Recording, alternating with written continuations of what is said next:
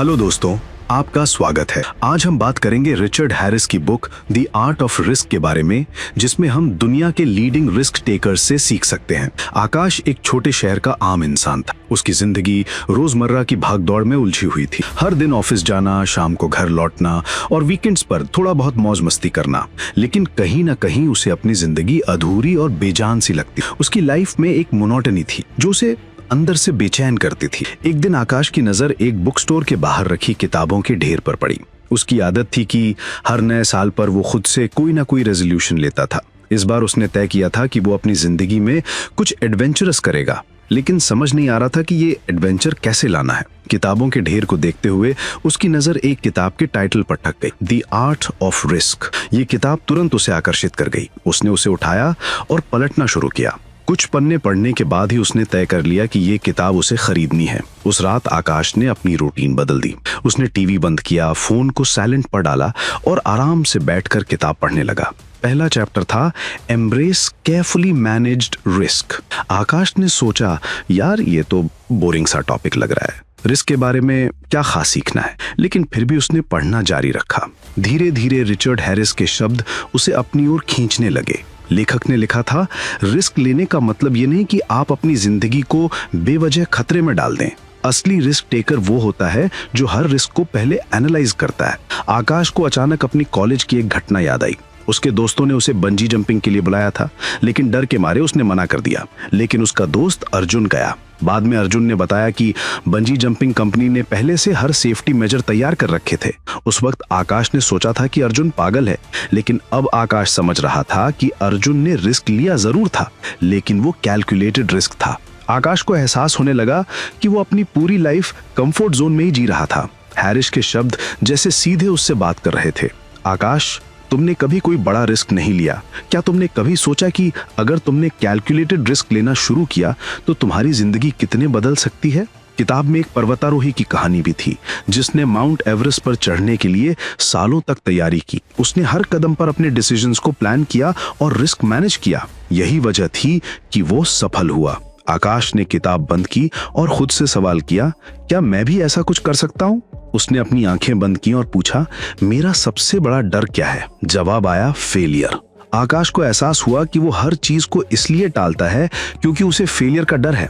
लेकिन हैरिस की किताब ने उसे सिखाया कि फेलियर से डरने के बजाय उसे एनालाइज करना चाहिए। उसने सोचा, अगर मैं अपने सबसे बड़े डर को समझ लूं और उससे निपटने की तैयारी करूं तो शायद मैं भी जीत सकता हूं। उसने उसी वक्त अपनी डायरी निकाली और उन चीजों की लिस्ट बनानी शुरू कर दी जो वो हमेशा करना चाहता था, लेकिन डर की वजह से कभी नहीं कर पाया। पहली चीज थी अपना खुद का बिजनेस शुरू करना। आकाश को हमेशा फोटोग्राफी का शौक था। उसने सोचा, अगर मैं फ्रीलांस फोटोग्राफर बनूं तो मेरी क्रिएटिविटी को एक नई उड़ान मिलेगी। लेकिन साथ ही डराया कि अगर क्लाइंट्स नहीं मिले तो, अगर मैं फेल हो गया तो। लेकिन इस बार उसने कुछ अलग किया। उसने अपनी लिस्ट के नीचे लिखा, वर्स्ट दैट कुड हैपन। उसने अपने डर लिखे, 1 क्लाइंट्स नहीं मिलेंगे, 2 फाइनेंशियली स्ट्रगल करना पड़ेगा, 3 लोग मजाक उड़ाएंगे। फिर उसने हर डर को एड्रेस किया। अगर क्लाइंट्स नहीं मिलेंगे तो वो दोस्तों और परिवार के लिए फ्री शूट्स करेगा। अगर फाइनेंशियल स्ट्रगल हुआ तो वो पार्ट टाइम जॉब कर लेगा। अगर लोग मजाक उड़ाएंगे तो वो खुद से कहेगा कि मेरी जिंदगी मेरे लिए है, उनके लिए नहीं। अब जो बातें सिर्फ उसकी सोच में थीं, वे पहली बार एक्शन में बदलने लगी। अगले दिन उसने अपनी सेविंग्स से एक अच्छा कैमरा खरीदा। डर अब भी था, लेकिन हैरिस के शब्द उसे मोटिवेट कर रहे थे। आकाश ने तय कर लिया था कि अब वो अपनी लाइफ को रिस्क और एडवेंचर से भर देगा। तो दोस्तों, ये कहानी हमें सिखाती है, रिस्क लेना जिंदगी का हिस्सा है, लेकिन कैलकुलेटेड रिस्क लेना सफलता की कुंजी है।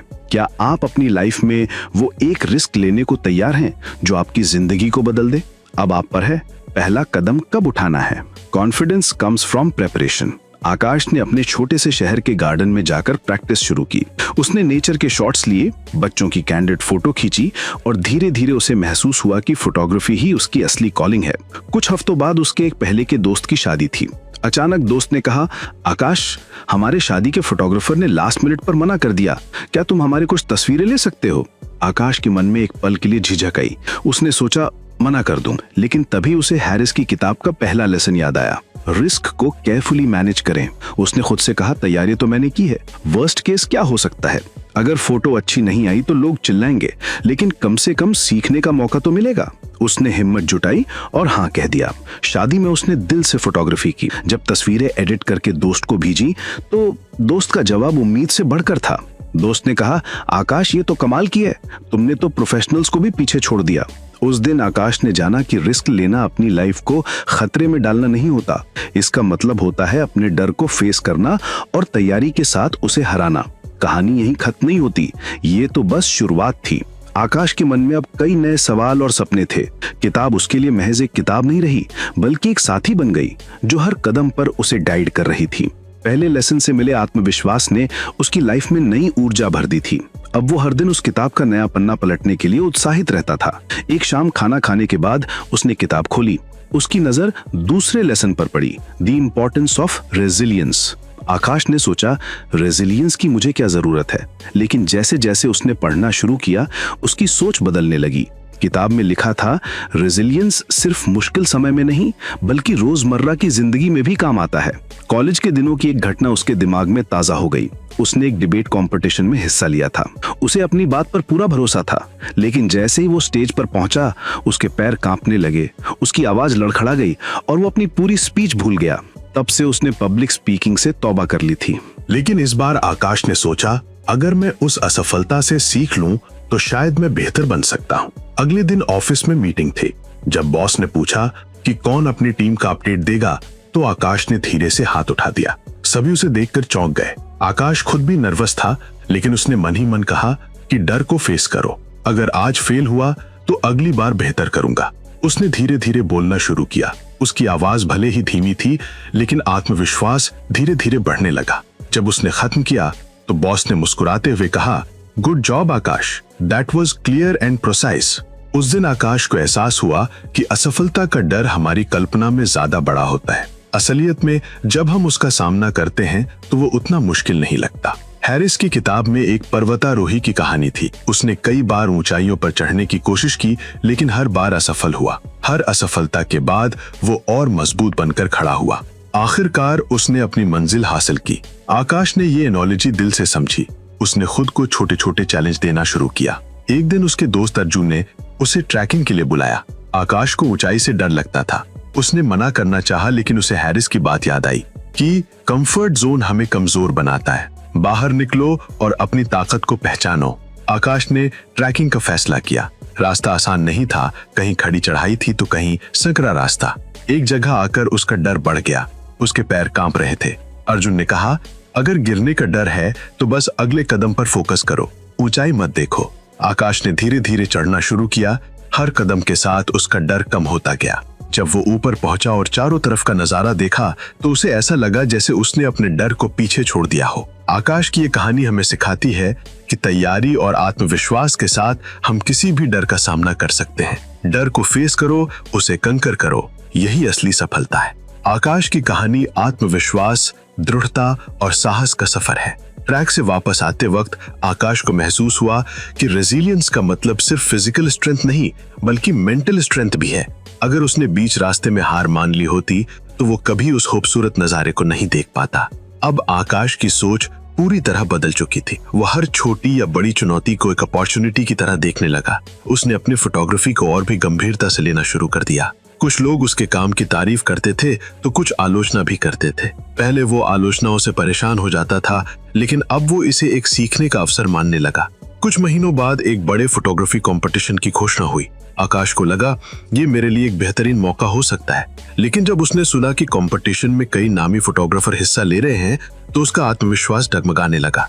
उसने सोचा, क्या मैं इनके सामने टिक पाऊंगा? फिर उसे हैरिस की किताब का दूसरा लेसन याद आया। सबसे बुरा क्या हो सकता है? मेरा नाम लिस्ट में नहीं आएगा, लेकिन मैं जो सीखूंगा वो मुझे और आगे बढ़ाएगा। आकाश ने अपनी सबसे बेहतरीन फोटो कंपटीशन के लिए भेजी। जब रिजल्ट आया तो उसका नाम विनर्स की लिस्ट में नहीं था। उसे थोड़ी निराशा जरूर हुई, लेकिन उसने हार मानने के बजाय जजेस से फीडबैक मांगा।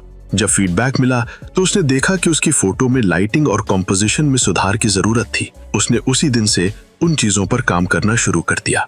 वो हर दिन प्रैक्टिस करता। उसने छोटे छोटे लोकल इवेंट्स की फोटोग्राफी शुरू की और हर बार बेहतर होने की कोशिश की।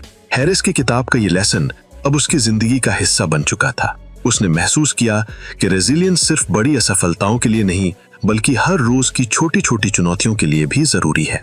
अब आकाश हर दिन खुद का एक बेहतर वर्जन बनने की कोशिश कर रहा था, लेकिन किताब के बाकी लेसन्स भी उसे कुछ नया सिखाने वाले थे। आकाश की जिंदगी में जैसे एक नया अध्याय खुल चुका था। हर दिन वो खुद को कुछ और एक्सप्लोर करता। हर बार जब उसे किसी मुश्किल का सामना करना होता तो वो किताब का कोई ना कोई लेसन याद करता और उससे सीखने की कोशिश करता। अब वो किताब उसके लिए सिर्फ एक गाइड नहीं बल्कि एक दोस्त बन चुकी थी। एक बारिश भरी शाम, ऑफिस से लौटते वक्त बारिश हो रही थी। आकाश ने सोचा कि आज मैं किताब का तीसरा लेसन पढ़ूंगा। घर पहुंचकर उसने गर्म चाय बनाई और अपने पसंदीदा कोने में बैठ गया। उसने किताब के तीसरे लेसन को पढ़ना शुरू किया, understanding the line between recklessness and courage. पहले पैराग्राफ में ही हैरिस ने एक सवाल पूछा था कि क्या आपने कभी सोचा है कि आपकी लाइफ में ऐसी कौन सी चीजें हैं जिन्हें आप बिना सोचे समझे कर देते हैं और कौन सी चीजें हैं जो आप डर की वजह से कभी करने की हिम्मत नहीं जुटा पाते। आकाश को यह सवाल बहुत दिलचस्प लगा। उसने खुद से पूछा कि क्या मैं कभी रेकलेस रहा हूं या मैं इतना कॉशियस रहता हूं कि करेज दिखाने का मौका ही नहीं देता।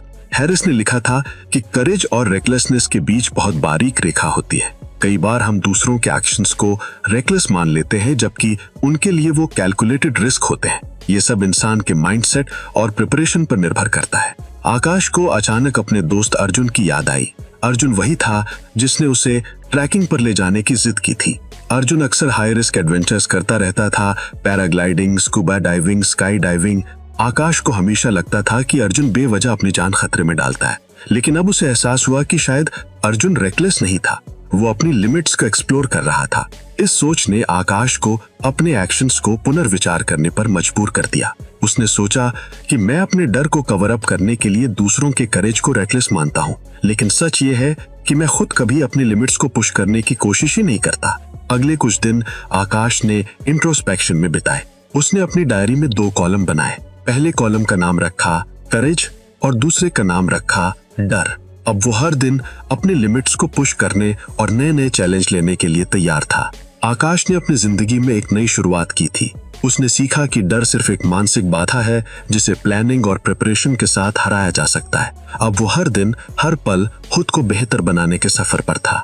ये कहानी यही खत्म नहीं होती, ये तो बस शुरुआत है। हर बार जब आकाश अपने लिमिट्स को पुश करता है तो वो खुद के और करीब आता है।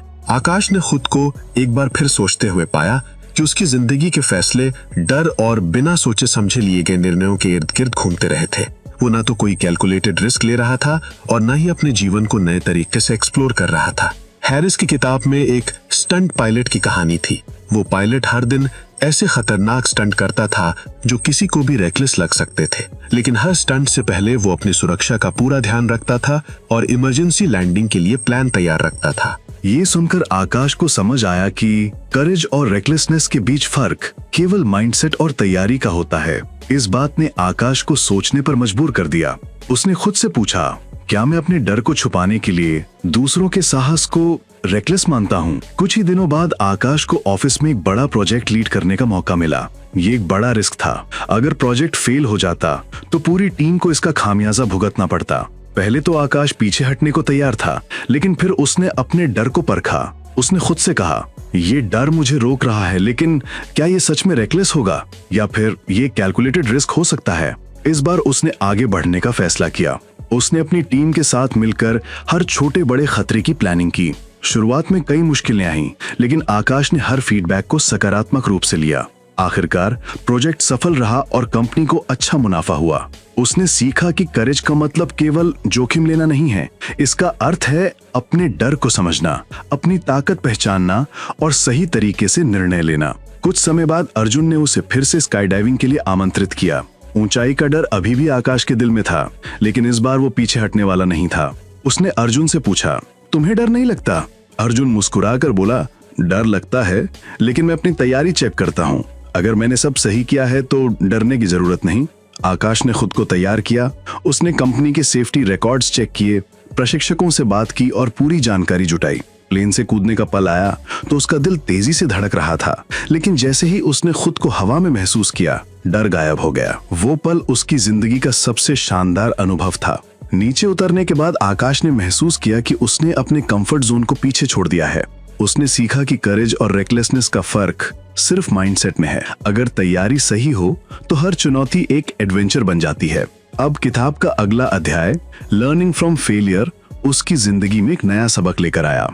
इसमें लिखा था, फेलियर असफलता नहीं बल्कि सफलता की पहला कदम है। अगर आप फेल नहीं हो रहे हैं तो शायद आप खुद को चुनौती नहीं दे रहे हैं।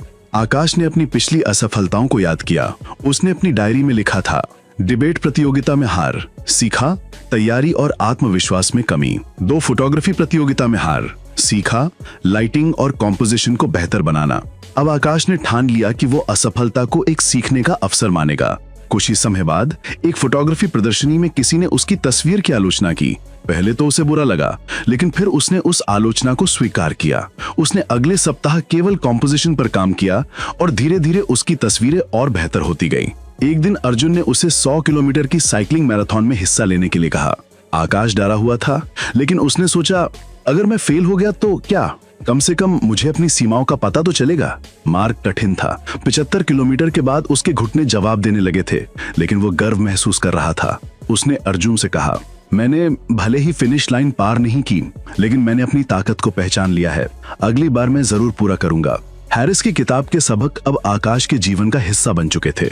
उसने सीखा कि असफलता कोई हार नहीं है, यह हमें बेहतर बनने का मौका देती है। अब वो अगले अध्याय की ओर बढ़ा, the value of community and shared experience.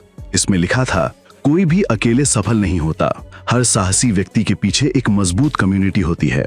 आकाश ने सोचा, क्या मेरी जिंदगी में ऐसे लोग हैं जो मुझे ऊपर उठाते हैं और जिनसे मैं सीख सकता हूँ। उसने समझ लिया कि जीवन में सफल होने के लिए न केवल खुद पर काम करना जरूरी है, बल्कि सही लोगों से जुड़े रहना भी उतना ही महत्वपूर्ण है। ये कहानी आकाश की जीवन की नहीं, बल्कि उन सब की है जो अपने डर और असफलताओं से ऊपर उठकर खुद को बेहतर बनाना चाहते हैं। कहानी कम्युनिटी की ताकत और साझा अनुभव। अभिषेक एक रॉक क्लाइंबर था जो हमेशा अकेले क्लाइंबिंग करता था, लेकिन एक दिन उसने देखा कि उसकी एक साथी क्लाइंबर जो कम अनुभवी थी, उसे देखकर बेहतर बन रही है।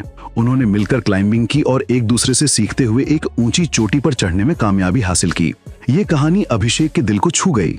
उसने महसूस किया कि वो हमेशा अपने चैलेंजेस अकेले ही फेस करने की कोशिश करता है, चाहे ऑफिस की समस्या हो, फोटोग्राफी का प्रोजेक्ट हो या जिंदगी का कोई और पहलू।